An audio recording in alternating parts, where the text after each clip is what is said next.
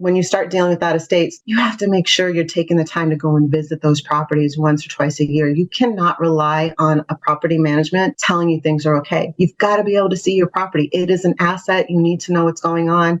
You need to make adjustments time to time. If you're a residential real estate agent earning $200,000 a year and you want to grow your passive income, this show's for you.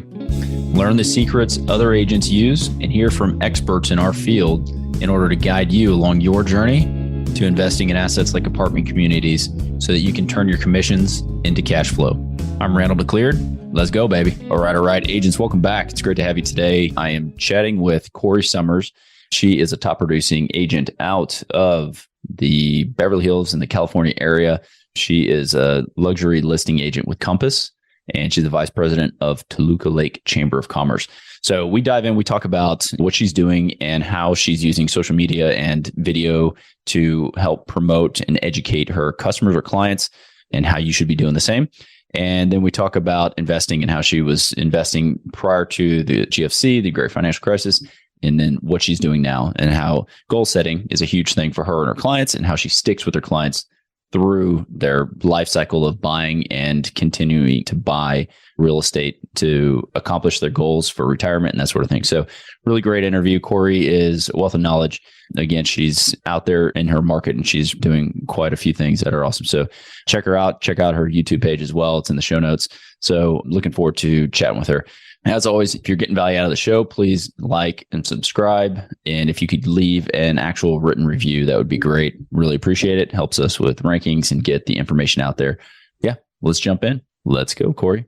And so I was digging in and I was taking a look at some of the stuff that you're working on. I know you volunteer quite a bit. I know you're with the Chamber of Commerce and I know you're actively looking or interviewing people within the chamber. So I was kind of curious myself. I just want to see how that's impacting your business and like how that came to be a thing that you wanted to work on and do. Yeah, absolutely. So I guess we'll start there. As I started to get into video, I looked at what is really important. I mean, how many videos can you do talking about the buying process, talking to sellers? I know that shorts are really a thing now, but at the time I was like, am I going to do a ton of shorts saying what I've already done in a big video? And I didn't really want to go in that direction.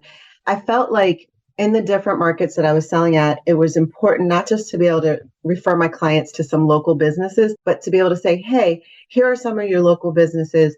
Take a look, get to know the owners, get to know their business, see if these are places that you want to patronize, whether they're restaurants, boutiques, or specialized businesses. I even found that when I first started out, I did kind of businesses related to real estate. So like insurance carriers, so that when I could send my clients referrals and recommendations, they could actually watch an interview and get a sense of that person and their coverage and their style and if they felt like a fit. So starting to interview local businesses kind of came natural. And when I first went about it, I was just approaching whoever would accept an interview with me in the local cities like Beverly Hills, Sherman Oaks, Studio City, whoever I could get. And then when I became a part of the Toluca Lake Chamber board, instead of just being a member, the pandemic hit.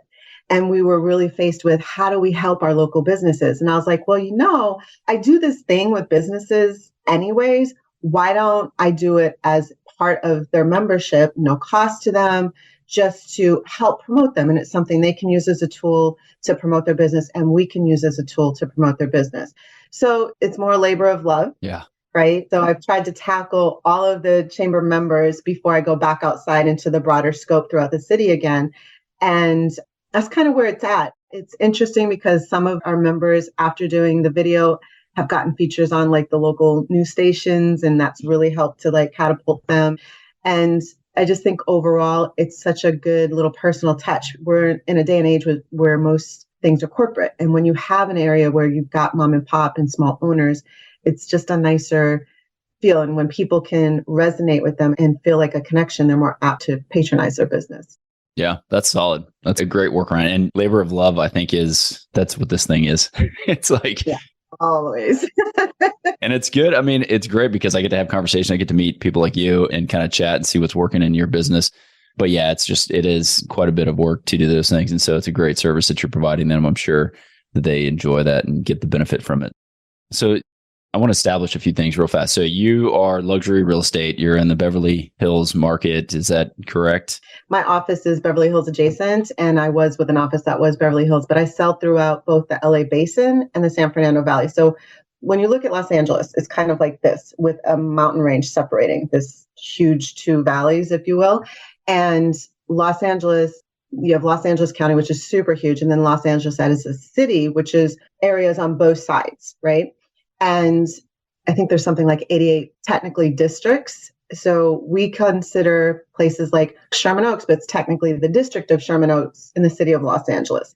Beverly Hills is its own city. Santa Monica is its own city. West Hollywood is its own city. Burbank is its own city. But then these other parts that we all think of LA, like Culver City, Baldwin Hills, Ladera Heights, Cheviot Hills, it's Los Angeles. But what's interesting is when you get into the San Fernando Valley, mail comes to the name of those districts. When you're in the LA Basin, it says Los Angeles. So it's really like there's these little nuances of the whole city. And I tend to work mostly along the hillside corridor on both sides. Of course, we always cater to our clients. So if I have a client that needs Redondo Beach or Manhattan Beach, and I don't normally go that far, as long as I can do it, I will. Or when traffic's really bad, if it's just not conducive because they can't go other than like the peak traffic time, and that's going to be 5 hours on the freeway for me, then I'll have my partner agent there. Yeah, that's so wild. Yeah, I've been out there a few times, and it's like, if you hit it at the right time, it's no time at all, but it's an afternoon endeavor. So what's your price point? What are you typically focusing on? And then what's your sales volume annually? Just trying to kind of establish where you are and what you're taking down and doing on the market. So price points is, I would say right now, averaging 1.9 to 4.3.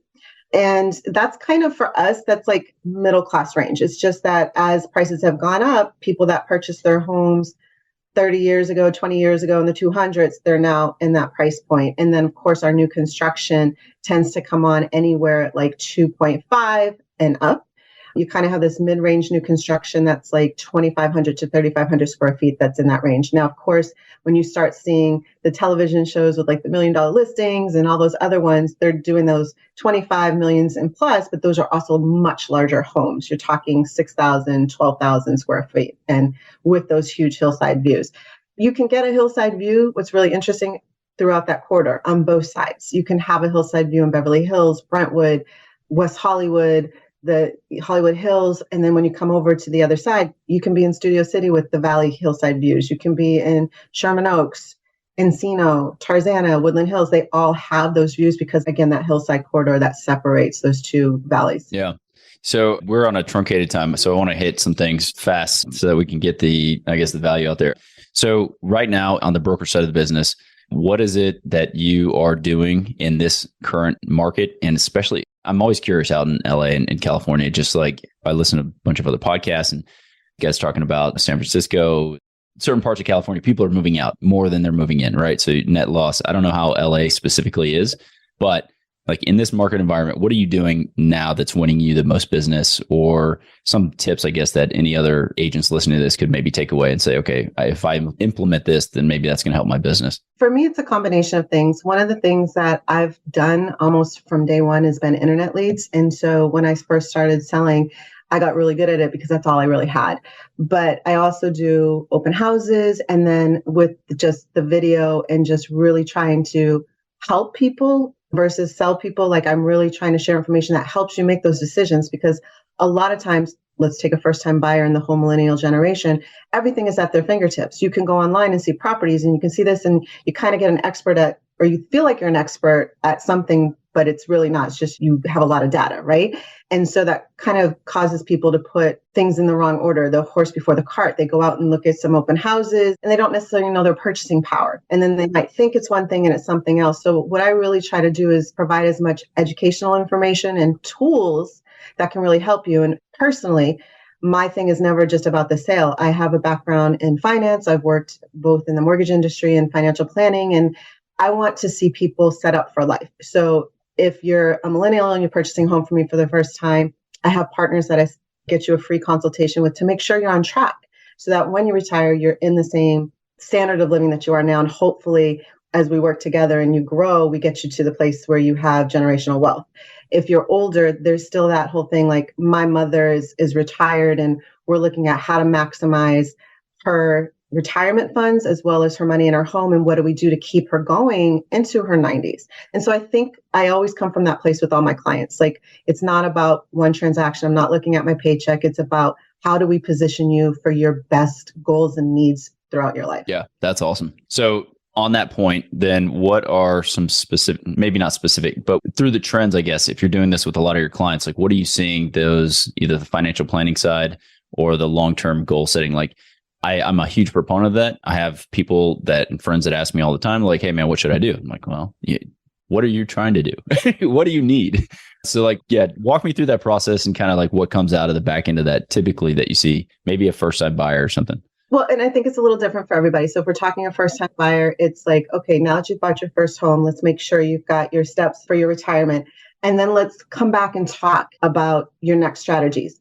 Was this just your entry level home? It didn't have everything you want. Do we want to step you up in a couple years? Can we keep this home as a rental and build a rental portfolio? In that perspective, I have a client that she was in her 60s, 3 kids. She's divorced, she's paying for everything. Parents had passed, so she got a little bit of a nest egg. So we stepped her up into a better home, better neighborhood where everyone was comfortable. And now what we're looking at is, how do we set your kids up? So our next step is to purchase condos, one for each child, rent them out. So when they're finished college, they have an opportunity to move in, keep them as a rental, or step up. And it just creates that floor, if you will, where they're not starting from scratch, where they're coming out with an advantage that others don't have because their mom is taking the steps to set them up. Yeah. Instead of like, we don't have it, it is what it is. Yeah.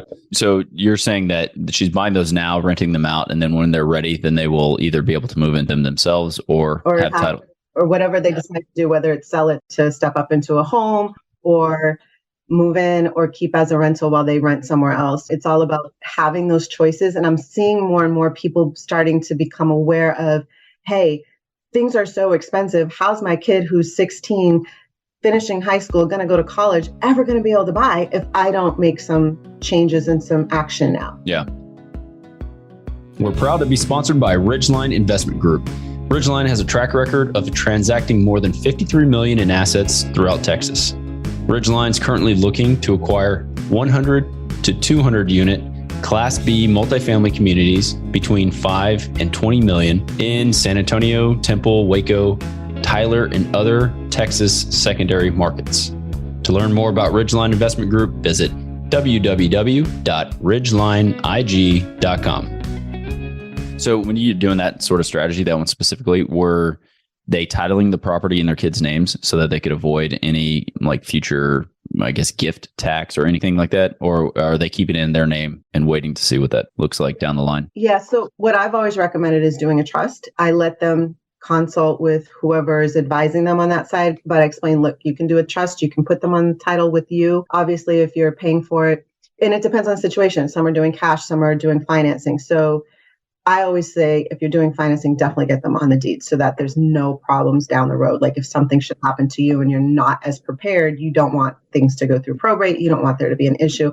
I'm even doing that with my mom as we're changing her situation so that when she should pass, that there's not a huge complicated thing to unravel and it can be nice and clean. Yeah. Just signed a will with my wife yesterday, the day before. We're like, yeah, okay, we're in that knocking all this. It's important. For sure. We don't always think about it. And some people don't want to face that aspect of life and be prepared. Yeah. I mean, I could tell you from buying, like I was telling you earlier, we focused on just buying. And so we've seen so many different things on title and so many issues and things to overcome. And probate is always a huge pain if it hasn't been probated.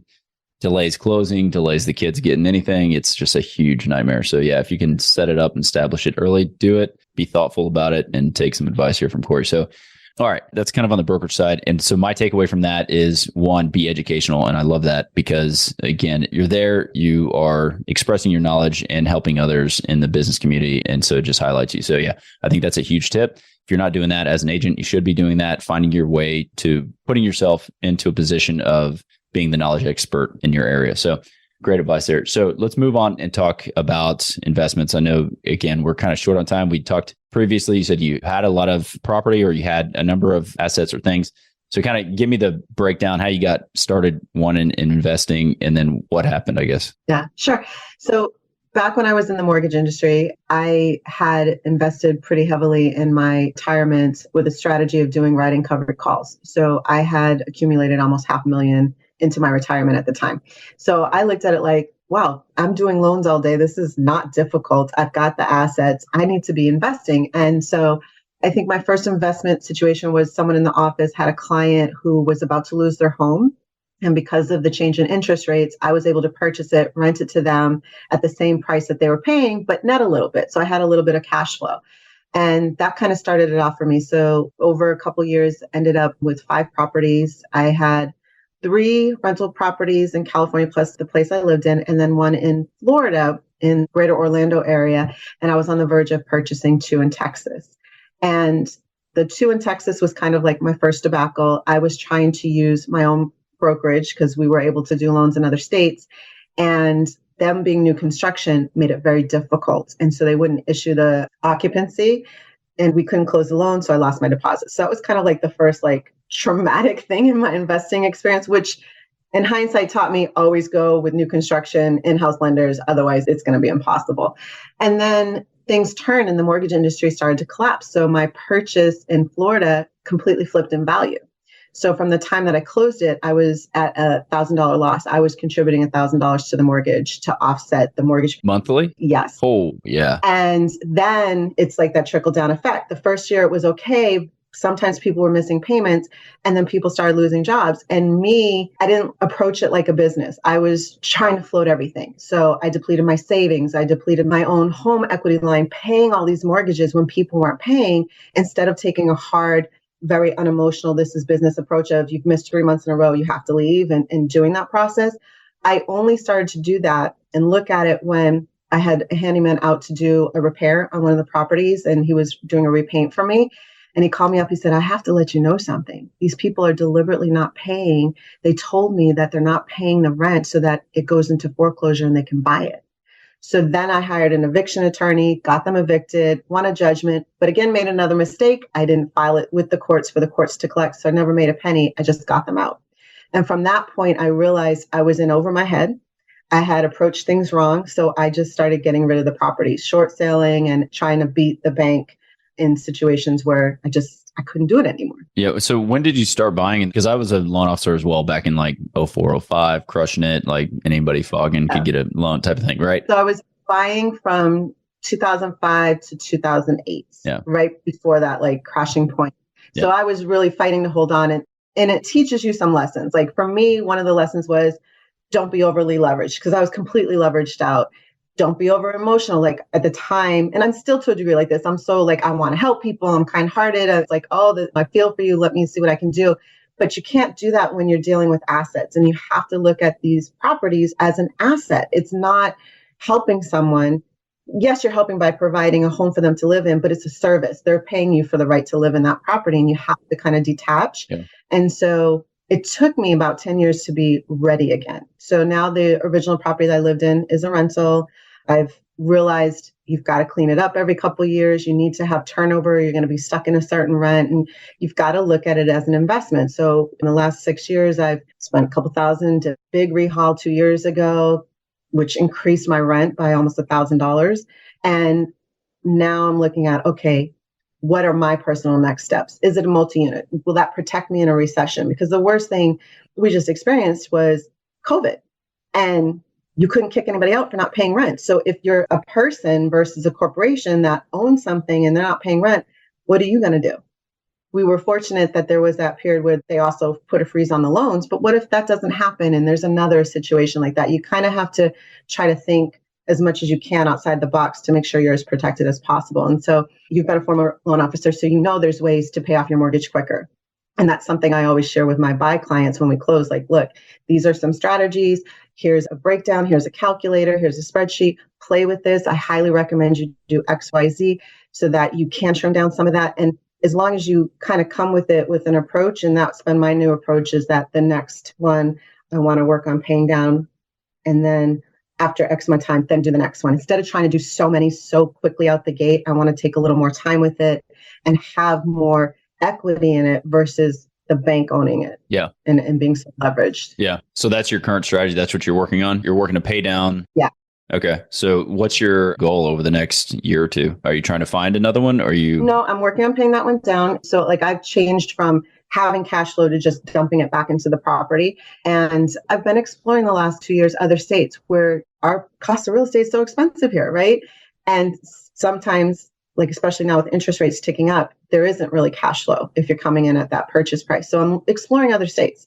I'm exploring states like Alabama, Georgia, Atlanta area, even starting to look at Ohio. I'm hearing a lot of great things about some multi-family opportunities there. When you start dealing with out of states, the one thing that I've learned is you have to make sure you're taking the time to go and visit those properties once or twice a year. You cannot rely on a property management telling you things are okay. You've got to be able to see your property. It is an asset. You need to know what's going on. You need to make adjustments time to time. Yeah, I can't imagine. So back in 7, 8, when you had those in Florida and you were looking in Texas, yeah, it's one of those things for single family houses. I haven't considered buying out of state. I mean, we bought an apartment complex out in Atlanta, and that you're getting so many doors at one time that it's like, okay, this thing's well worth flying out, taking a look at doing that. Yeah. But yeah, I'm starting to think about that too, by the way, an apartment. Yeah. I mean, one thing I will say though, having never bought anything in California, but hearing the landlord laws compared to here in Texas where I am, I'm like, I would never consider buying there. But then I hear these guys, they're killing it because they have figured it out and they run it like a business, and they know that barrier to entry keeps people like me from buying stuff out there. And so they just know the system. They know how it works. Yeah. So I know people are doing it and still making money, obviously, but yeah. People are doing it. Like I said, COVID and those kind of freeze on evictions made it difficult. And there's actually something on the ballot right now that can make it even more difficult that I am actually about to research and probably do a video on, because sometimes our state in the last 20 years leans a little too far this way in trying to protect everybody, and it makes it worse. If you're listening, she pointed to the left, I think. Yes. And so sometimes in doing that, you kind of break things down. Like when things are presented on a ballot, they don't tell you all the 12 other things it affects. They just say, this is our bullet point because they're trying to get this measure passed, but it has a trickle effect on so many other things. And most voters don't have time to do the research. They're just going on that, like, what's this bullet? What is this telling me? So especially when it's items that refer to real estate, I try to do a deeper dive and be able to, again, be informative. Yeah. So, I can help my clients or other people just out there, because we're not all corporations with multi-millions of dollars that are buying property. We're people that are trying to set our own retirement up, that are trying to do good by others, but yet also build something for ourselves. Yeah, for sure. Awesome. Hey, we're getting close to the end. Before we jump off, I wanted to just ask you, it looked like you had volunteered quite a bit. So what do you like doing to give back? I'm over here taking a look and you're volunteering. And then you also had it was like a dance academy that was part of the chamber. And so I didn't know if you helped start that or if that was just one of those. Okay. No. That was one of the interviews, but it spoke to me because back in my 20s, I was dancing. I did like some hip hop videos and was doing all that. And it was a lot of fun. And I just loved that she was taking that element to really connect with people that had some troubled past, that were needing to kind of change the trajectory of their life and have something positive that they could kind of focus on and work through some trauma and aggression in a positive way that helps them to heal and move forward and be more balanced and productive in their own life instead of being self-destructive. Yeah. So that really spoke to me. But as far as volunteering, so there's the chamber. I am doing some community events. Like this Sunday, we're doing a puppy adoption. My dog, who I adopted almost 14 years ago, passed in December. And it still hurts my heart because we love our pets, right? But then you have the one that like stands out above the rest. There's just something so special and unique about that one dog. And she was the one. So I had met this gentleman who rescues dogs. He used to work with Brandon McMillan from Lucky Dog Ranch, that TV show. Yeah. And so he lives in the high desert. And unfortunately, as people are driving to Vegas or they just can't handle their dog for whatever reason, they're dumping them. But the dogs that are pregnant, the shelters won't take them. Or if they take them, they put them on a kill and they kill the dogs and the puppies. Oh, man. So they don't have the space. So a couple months, a little too early. I wasn't quite ready. I went and checked out a dog and then realized I'm not ready. But I'm trying to help this gentleman get the rest of these 3 litters adopted. So we're doing that Sunday at our local farmers market. I was volunteering with the children's group at church a while back, and I kind of got away from that because, I do open houses Saturday and Sundays, but it's something I want to get back into as well. Yeah. Awesome. Yeah, no, it's great. Again, I saw it on there and I wanted to ask you about it just because it's always good to see. You just seem like you're active out in the community doing things and helping you live the local life. And that's always good. So Yeah, that's pretty much the time, but I could ask you another 100 questions, but We can do it again. maybe for another one. Yeah, exactly. Yeah. So great jumping on. Good talking to you, Corrie. Thanks for sharing your knowledge and information, and go out and crush the day. Have a good one. All right. You too. Thanks so much. Catch up soon. Bye. Surprisingly, most of the agents we speak with got into real estate hoping to gain passive income and become work optional. However, only 1 in 5 ever start investing. Most are simply too afraid to start. Once you get educated by listening to this show, you'll be able to overcome that fear and become the 1 in 5 who are finding financial freedom. Don't miss a single episode. If you want to stay up to date, the best way is to make sure you're subscribed. So if you haven't done that, go ahead and do it now. And we'll catch you on the next episode.